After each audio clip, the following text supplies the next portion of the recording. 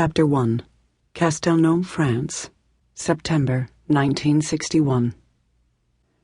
The sun rose softly on the lazy town of Castelnau in the south of France. Gabriella quietly slipped out of bed, stretched, and ran her fingers through her thick mane of red hair. The tile floor felt cool to her bare feet. Peering down from her tiny room, she watched the empty streets begin to fill with people. Madame Leclerc, her landlady, was the first to enter the boulangerie just in view down the street to buy baguette and gros pain, the bread essential for breakfast for her 3 boarding students.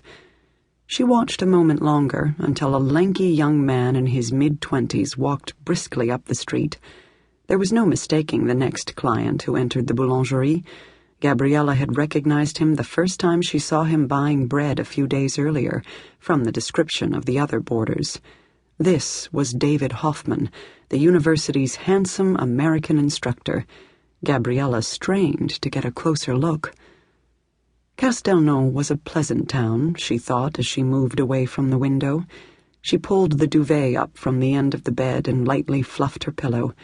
It wasn't a bit like Dakar or any other part of Senegal, except, of course, that the beach and ocean were not far away.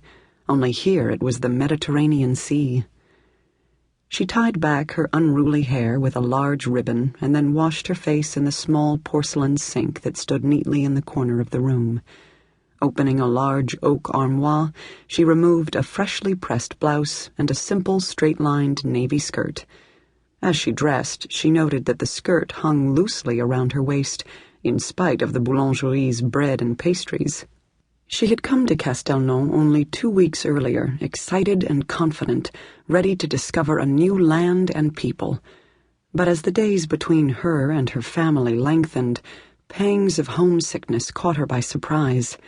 In the midst of a walk through town, she would notice a woman with hair like her mother's, or 2 lithe, tanned girls, carefree and laughing, like Jessica and Henrietta.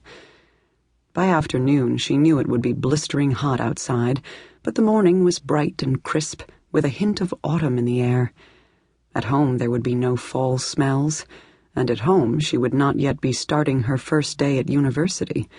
But here, in this small French village, separated by a sea from the African world she loved, Gabriella knew she must push away thoughts of the past.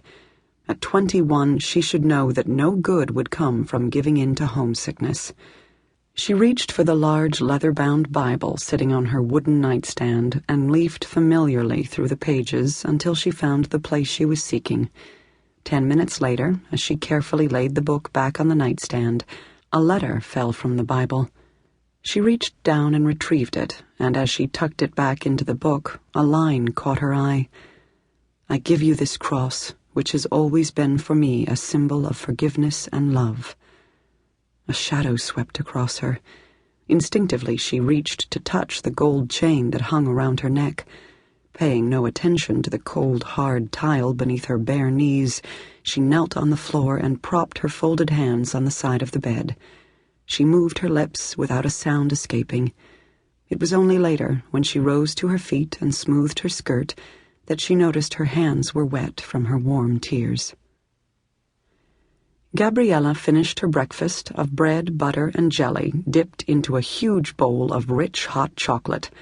The first morning, she had barely managed to choke down the strong coffee the French drank in their wide bowls, diluting it with plenty of cream and 4 cubes of sugar. After that disaster, Madame Leclerc had offered her hot chocolate instead. Gabriella smiled now as she remembered her embarrassment, then swept the breadcrumbs from her skirt, cleared the table, and let the dishes rattle in the small sink. "Gabriella, please, you are always the last one helping an old lady like me, but today you mustn't be late. Allez, go along now and catch up with the others." Madame Leclerc shooed her out of the house. Stephanie and Caroline, the 2 other boarders, had hurried off minutes before, and Gabriella appreciated Madame Leclerc's friendly dismissal. She grabbed her small satchel that lay by the entrance of the apartment. Opening the door, she turned back and said, "Au revoir," then placed the expected quick kisses on her landlady's cheeks. And merci. She made her way down the dark, narrow staircase. On a good day, Gabriella could descend the stairs 2 at a time, race back up, and come down again before the automatic light in the stairwell went off. It was her own childish game, played only when others weren't present. Today, however, she did not press the shining orange button. She needed these few seconds of darkness to collect her thoughts. At the bottom of the staircase, a massive oak door opened onto the street.